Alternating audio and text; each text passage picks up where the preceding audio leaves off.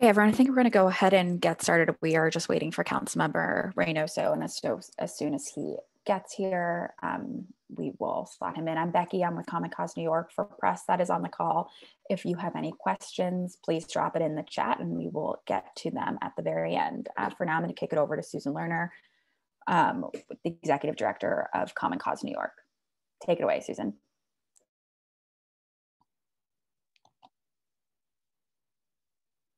Thanks so much, Becky, and thank you everybody for joining us. In 2019, New York City voters overwhelmingly approved ranked choice voting with more than 70% of the vote. That's because voters understand that ranked choice voting gives them more choice and more voice, while putting power back in the hands of the people where it belongs. It's a pro-voter reform, and in cities with RCV, voters routinely and consistently give it high marks, including preferring it over the old winner-take-all models of elections. That's why it would be a mistake to undermine and underestimate the voters' abilities. The fact is, New York City is ready to rank, and we have more than 6 months to get the word out. That's a lifetime compared to the changes voters experienced this spring and fall in a matter of weeks to our elections. And that did not stop them from turning out in record numbers, despite relatively last-minute changes to how we vote. Voters are smart and capable, as we found in our dozens of trainings, reaching hundreds of people. Yes, despite the pandemic, we've been consistently educating candidates, not-for-profits, civic associations, and other stakeholders since March. Now that we're past the general election, we can really ramp up our efforts, and we have extensive plans to do so, including partnering with major institutions across the city to reach people exactly where they are at. It's up to the City Council to support those efforts, not thwart them, by passing Intro 1994 as soon as possible. Exit polling in cities with RCV routinely shows high levels of satisfaction and understanding of the system. New York City will be no exception. And now, if he has joined us, I would turn this over to Councilmember Reynoso. Is he with us? I'm not sure he's on just yet, but should be on momentarily. So okay, great. So take it to the next. All right. So while we await the council member, we would like to hear. I'd like to turn it over to Amy Lowe-Prest from the Campaign Finance Board. Amy.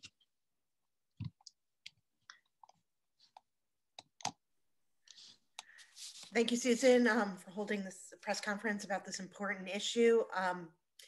As Susan said, about 74% of the voters approved the charter revision provision that makes the CFB responsible for voter education on this new election system. The CFB is dedicated to giving voters the timely and accurate information they need to cast a ballot safely and effectively. The CFB is working all year long on plans for a robust effort that will start in 2021 to educate the voters about ranked choice voting. Here are some of the highlights from our plans. We'll conduct train the trainer sessions to provide our partners tools to communicate. We'll also provide community partners with one-pagers and free FAQs. We'll produce a video and other digital tools to explain ranked choice voting. For the special elections, we'll send a postcard to all registered voters in those districts, informing them about ranked choice voting and directing them to digital resources. For the June primary, our voter guide will include detailed instructions on how to cast a ranked choice voting ballot. As always, we will ensure that all of these materials are translated into the languages covered by the Voting Rights Act.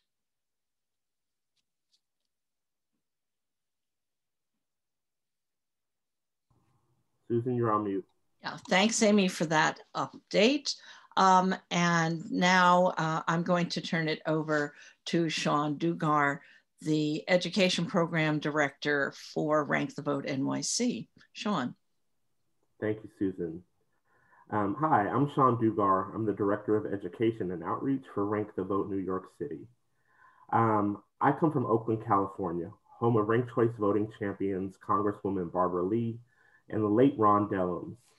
where we successfully implemented RCV a decade ago. I'd like to take you back to Oakland in 2009, where members of the City Council with political ambitions were pushing to delay RCV. They said it's too new. Latino and Black voters won't understand.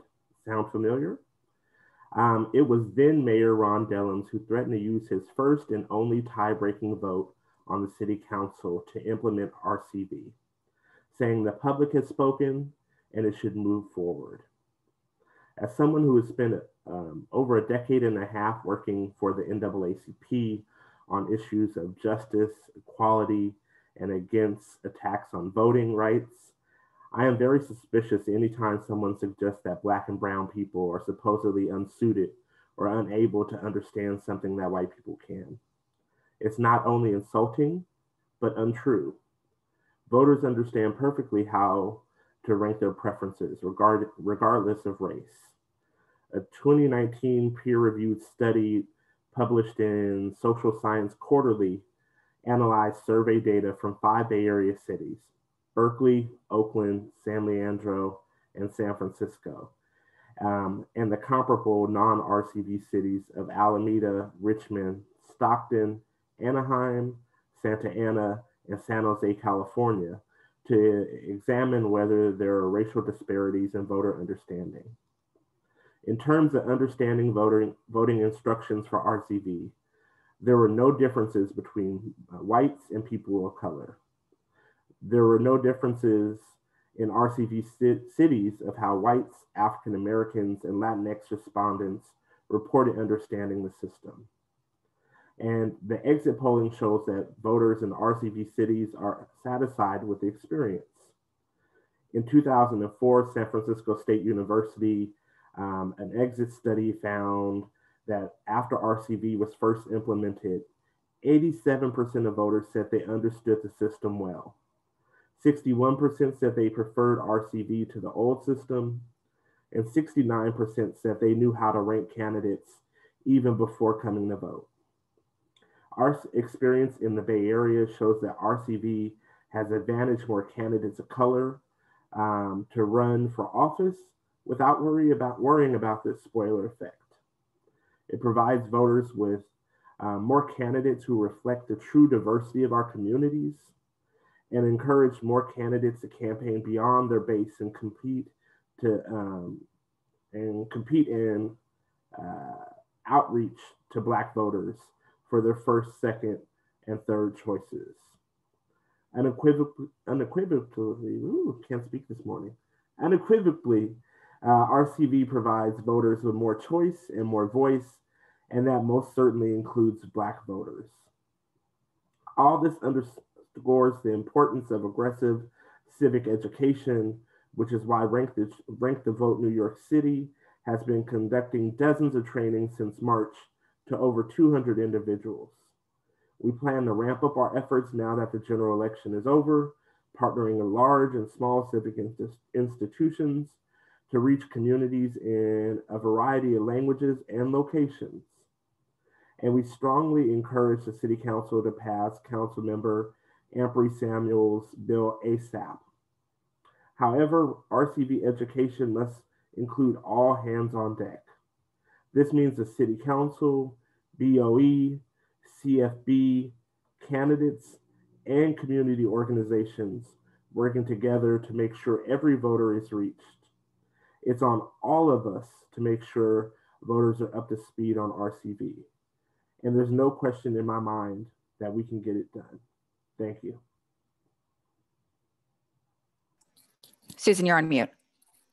Yes, thanks, Sean. And thank you, Councilmember Reynoso, for joining us. We'd like to hear from you. Hello, I hope everyone is doing well this beautiful morning. I think this is my first public appearance since I've had my son, Andres, about 3 weeks ago. So I'm really excited to be here with you all. Somewhat well-rested, but extremely encouraged. I want to say a couple of things about ranked choice. The first thing we have to acknowledge always with ranked choice voting is that the people made a decision. There's no stronger mandate than the actual vote of the population to which you represent. And here in New York City, they've made it very clear that they wanted to do ranked choice voting. I am a New York City Council member, born of very humble beginnings from very poor parents. I never would have thought that I would be sitting here in front of you as a council member. The reason for that is that established elected officials or politicians that have strong war chests and a history of suppressing the vote or maintaining the vote to an amount that is helpful to them and only them. I was going against an incumbent of over 26 years. I had less resources, I had less name recognition, and the biggest concern that folks had for my campaign was, is there another progressive going to enter this race and make it so that you split the vote and this person that has been entrenched in politics for so long, that was doing terrible things, can win with 30, 35, or even 40% of the vote. Fortunately, it was a one-on-one, and I was able to win with over 50% of the vote. If not, the two progressives could have split the vote, and this person could have still been in office. At that time. It's very important to note that the problem here and the issue that we're dealing with is not related to whether or not a Latino population, a Black population, an Asian population is going to understand exactly how to do ranked choice voting versus a white population or a more affluent population. The difference here is the people that are politically currently in the system wanting to maintain the status quo because it's the system they know and the system they've been able to operate under and win under for decades.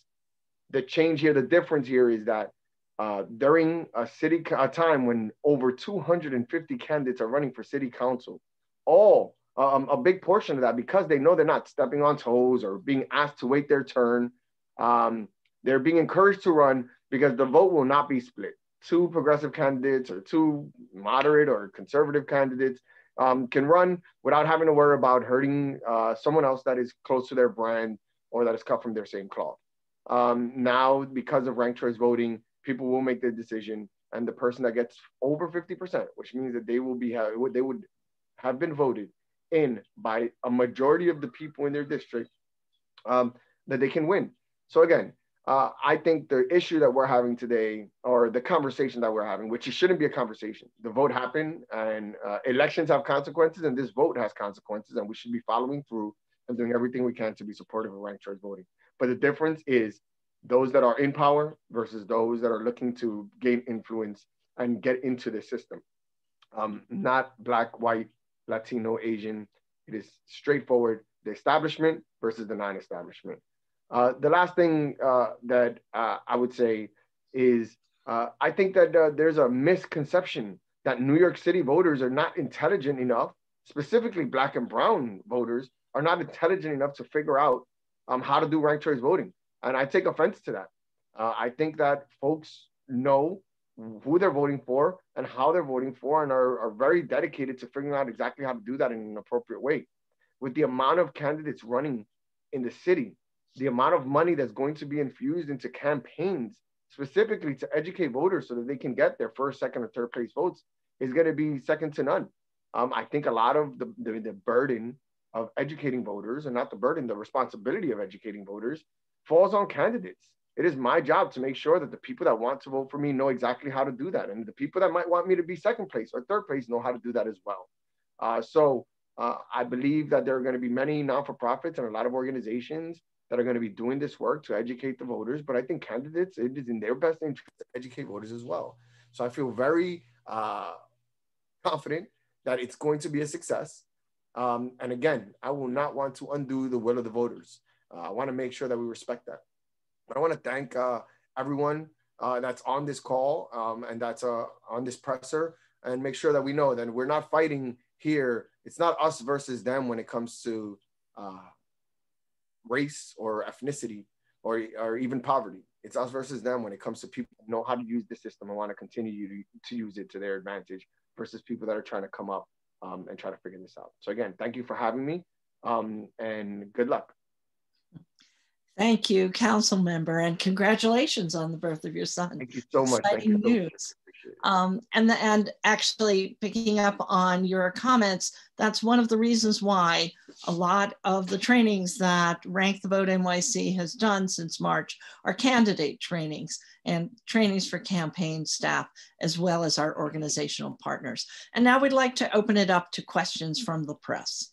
Yeah, so for any press that's on the call, if you have any questions, please drop them into the chat with your name and your outlet, and we will get to them. So we'll give folks a few minutes. Thank you.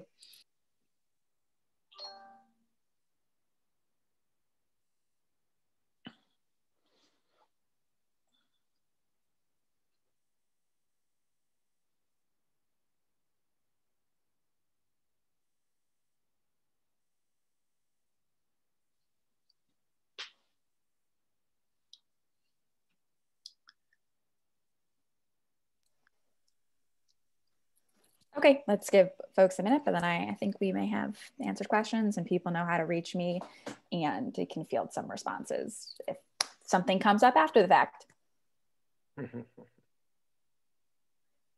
The presser was so good that we were able to answer any possible questions that they could possibly have, because this is such a straightforward issue on something we've already voted on that they get it. But I'm more than happy to answer any questions, of course, to anyone that would ever need it. And we are always available to answer questions about ranked choice voting, one of our favorite topics. I think we can leave it on that note. All right, thank you all. Thank you. Good Monday and a good week. Bye. Okay. Congratulations, Council Member. Thank you so much. Thank you so much. Bye-bye.